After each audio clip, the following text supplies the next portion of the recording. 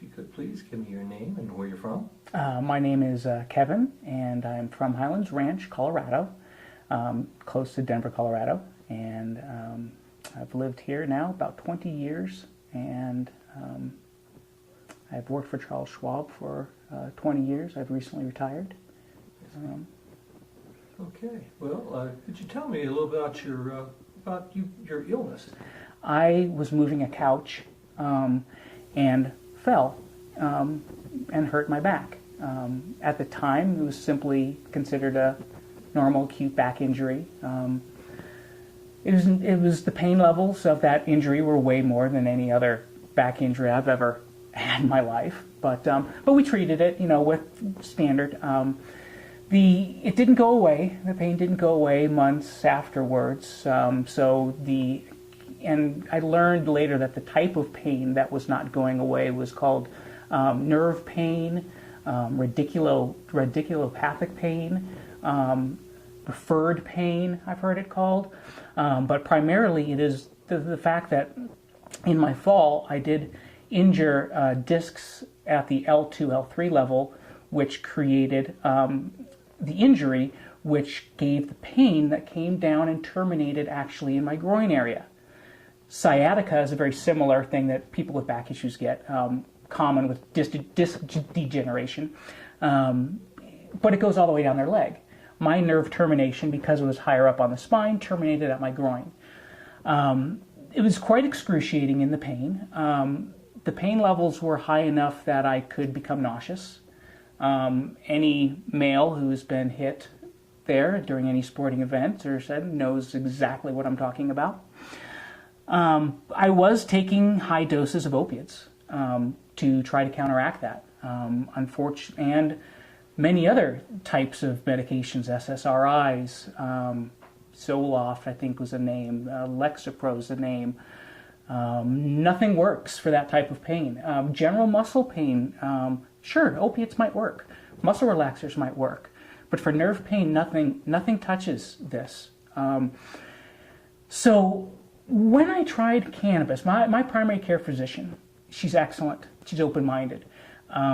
She knew of my interest, and I was very scared to ask her, and I was willing to sever our relationship if that was the state of medical advice here in Colorado. In order to go with cannabis. In order to go with cannabis. I mean, I had made a decision that I could not remain on these dosages of opiates, which for me was oxycodone. I did not take OxyContin, time release. Well, tell me, what kind of problems were you having on the pharmaceuticals? Okay, pharmaceuticals. Number one, your memory is shot. You cannot acquire. That is with the benzodiazepine. That would be with the muscle relaxers. So you have trouble building memories. You have trouble retaining memories. The sleepiness, the drowsiness, the inability to focus. Wait a minute. Your job, though, you were dealing with finances. I was a financial professional in risk management. I dealt with monitoring the risk of a huge corporation. So yes, I was concerned about my own personal ability to properly function in my job. I'm a very Boy Scouty person, and I wanted to make sure I followed the rules correctly. And to be honest with you, I was worried that what if I wasn't? And I wanted to make sure I was of sound mind for every decision I made, because there were some legal changes that occurred that made me individually at risk to arbitration if I was a rogue supervisor. But of course I'm not. So I asked the doctor, and I told her the side effects, and we had both discussed the side effects, and we've talked about proper dosing and how to dose and what time to try different dosing, and we really did a lot of experimenting, and I love my doctor. So I asked her, I said, this isn't working for this type of pain. I've read some articles. I want to try this. Are you okay with this? And she said, yes. And she said, she said, this has been legalized by the state of Colorado, and it is now a tool in my toolbox. And I was a little bit shocked. I, honest to God, was shocked. And she did describe to me that her practice does not yet allow her to be the doctor to sign off on the red card, as we call them here. But she encouraged me to do so. So I did seek out a pot doc, a marijuana doctor. The first doctor, I will say, at the early days of this industry was not the greatest. I will say I currently use Dr. Shackelford, and he pointed me in the right direction. He introduced proper dosing to me. He introduced Cannabidiol is how I like to pronounce it. I think it's Cannabidiol. When I first started with Dr. Shackelford, we could not find cannabidiol-rich medicines here in Colorado. Mm-hmm. Basically didn't exist yet. You have to remember, nobody who wants to spend money for something that doesn't get you high. So cannabidiol was bred out of plants, as we've learned. So it was. So I looked for indica plants. Indica is in the general, the general theme of indica brings you down, and sativa brings you up. So I used some general guidelines, and indicas did have some cannabidiol in them. And so I tried those. The sativas, honestly, when I first smoked, I have to admit, the pain increased. My nociception or appropriation of the sense of being able to sense the pain was greater. And I went, oh my God, this whole medical marijuana thing is bunk. This is horrible. And then I tried, and I said, this isn't going to work. My heart raced, it was just like, yeah, it was not the best experience, for what I expected to have happened. The pain increased. Then I tried another strain, which was an indica strain. I honestly cannot tell you the name of it. It was a long time, 5 years ago. But it was an indica strain, and surprisingly, after a few puffs, I thought I couldn't feel the pain as much. The nerve pain is something that's really hard for me to describe to people. I stuck with that dispensary for a while. The next year later, I moved dispensaries, going with the more scientific approach.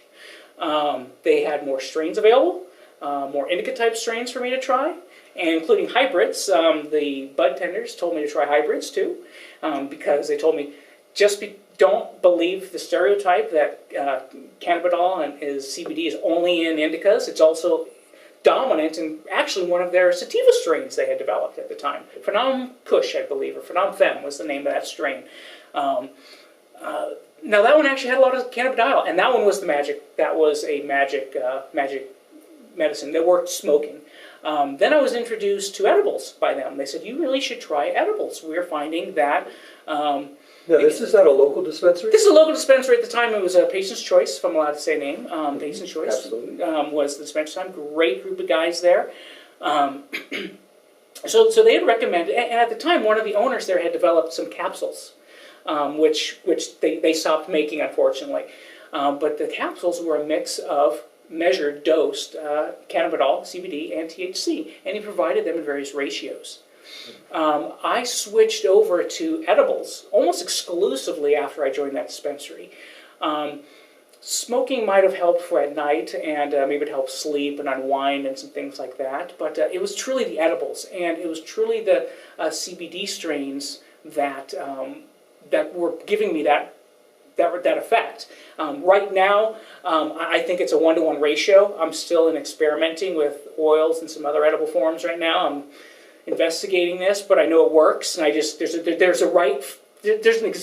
there's an exact right strain that's going to work every time. But tell me though, is it effective? Is it helping you? Is it effective? Yes. I mean, that's the thing. I mean, is it effective? I couldn't lie. I mean, that's what turned my passion into this is because I come from a family that wouldn't even take an aspirin, okay, for pain. So the fact, and pharmaceuticals were a lie to me. They failed me. And then when this happened, and you're like, holy, this works. This isn't supposed to work. The government tells me this isn't supposed to work. Oh, but you have a patent on it. Again, I will get off my soapbox. But, yeah, but it absolutely works for neuropathic pain and nerve pain. And I know this from the disc. I hope it can help people with other types of nerve pain because a lot of people have this, and they don't know how to treat it. Sciatica is the number one. I'm an advocate hardcore now that this truth needs to get out, and that's really why I wanted to sit down to this interview with you is the truth. And I'm just I want everyone to know I'm just a regular old Joe, like anybody, who happened to have an injury and happened to try the regular pharmaceutical route, and it was, I'll give it 75% effectiveness. However, it had side effects, so that drops my real score of effectiveness down to like only 25%. And since it absolutely didn't even treat one component of my pain, the nerve pain, I have to say it was a failure. So finding cannabis-based medicine was like a godsend to me. Sounds great. I think that's a great interview. I hope we got some good stuff there. I hope you edited it to get something good out of that. That's good. You know, just let that play you out. can tell my passion. So, and again, it's just because it's true.